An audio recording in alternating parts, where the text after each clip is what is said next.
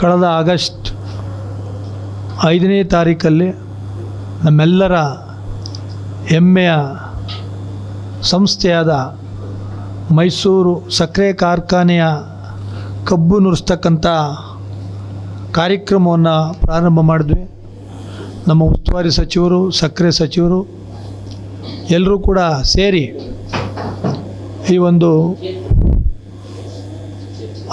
ಚಾಲನೆ ಕೊಟ್ಟಿದ್ರು. ಅವತ್ತು ಈಗ ಕಬ್ಬನ್ನು ನುರಿಸ್ತಕ್ಕಂಥ ಈ 24-25ನೇ ಸಾಲಿನ ಹಂಗಾಮಿನ ಕಾರ್ಯವನ್ನು ನಿನ್ನೆ ಮಧ್ಯರಾತ್ರಿಯಿಂದ ನಾವು ನಿಲ್ಲಿಸ್ತಾ ಇದ್ದೀವಿ. ಈಗಾಗಲೇ ಎಲ್ಲ ನಮ್ಮ ರೈತ ಬಂಧುಗಳಿಗೆ ರೈತ ಪ್ರತಿನಿಧಿಗಳ ಸಭೆ ಕರೆದು 2,05,000 ನಮ್ಮ ಗುರಿ ಏನಿತ್ತು ಈ 24-25ನೇ ಸಾಲಿನಲ್ಲಿ, ಅದರಲ್ಲಿ 2,01,900 ಟನ್ನನ್ನು ನಿನ್ನೆ ಮಧ್ಯರಾತ್ರಿಗೆ ನುರಿಸಿದ್ದೀವಿ. ಆ ಪ್ರಯುಕ್ತ ಜೊತೆಗೆ ಅತ್ಯಂತ ಯಶಸ್ವಿಯಾಗಿ ಈ ಹಂಗಾಮನ್ನು ನಾವು ಪೂರೈಸಿದ್ದೀವಿ. ಅತ್ಯಂತ ಯಶಸ್ವಿಯಾಗಿ ಈ ಬಾರಿ ನಾವು ಸಕ್ಕರೆ ಕಾರ್ಖಾನೆಯನ್ನು ಮುನ್ನಡೆಸಿದ್ದೀವಿ.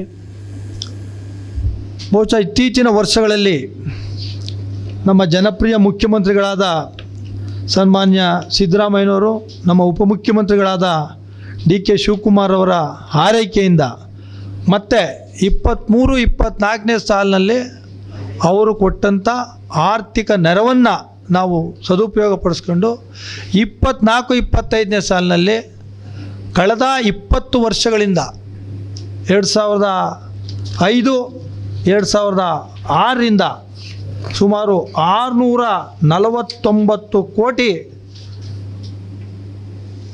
ಸರ್ಕಾರದ ಆರ್ಥಿಕ ನೆರವನ್ನು ನಮ್ಮ ಕಾರ್ಖಾನೆಗೆ ಕೊಟ್ಟಿತ್ತು. ಮೊದಲನೇ ಬಾರಿಗೆ 2024-25 ಈ ಸಾಲಿನಲ್ಲಿ ಸರ್ಕಾರದ ಆರ್ಥಿಕ ನೆರವನ್ನು ಯಾವುದೇ ಹಂತದಲ್ಲೂ ಕೂಡ ಪಡೆದಲೇ ಯಶಸ್ವಿಯಾಗಿ ಕಬ್ಬನ್ನು ನುರಿಸಿದ್ದೇವೆ.